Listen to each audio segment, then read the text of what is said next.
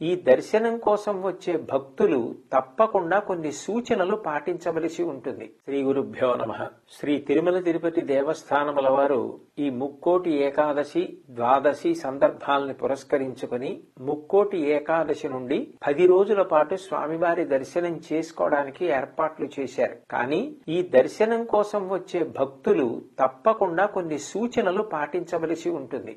భక్తులు ఆన్లైన్ లో దర్శనం చేసుకోవడానికి టికెట్లు పొందిన వారికి ఏ సమయాలు కేటాయింపబడ్డాయో ఆ సమయానికే వస్తే ఇటు నిర్వహణ చేసేవారికి కానీ తోటి భక్తులకు కానీ ఇబ్బంది కలగకుండా ఉంటుంది. ఎటువంటి అవాంఛనీయ సంఘటనలు జరగకుండా దేవస్థానం అధికారులు ఎప్పటికప్పుడు ఈ విషయమై అందజేస్తున్న సమాచారాన్ని పూర్తిగా తెలుసుకున్న తర్వాత మాత్రమే దానికి అనుగుణంగా కొండకొచ్చి దర్శనం చేసుకుని ప్రయత్నం చేస్తే ఏ విధమైన ఇబ్బంది కలగకుండా ఉంటుంది. సమాచారం తెలుసుకోకుండా వచ్చేస్తే మీరు ఇబ్బంది పడతారు, పక్కవారికి అందరికీ ఇబ్బందులు కలుగుతాయి. అట్లాగే పుష్కరిణిలో స్నానం చేసేటప్పుడు అక్కడ అధికారులు ఎప్పటికప్పుడు మీకు చేసే సూచనలను జాగ్రత్తగా పాటించవలసి ఉంటుంది. అందరం కూడా ఈ ఉత్సవాలలో స్వామిని మనసారా దర్శించి క్షేమంగా ఇంటికి వెడితే అందరూ ఆనందిస్తారు. కాబట్టి దయచేసి అందరూ ఈ సూచనలను పాటించవలసిందిగా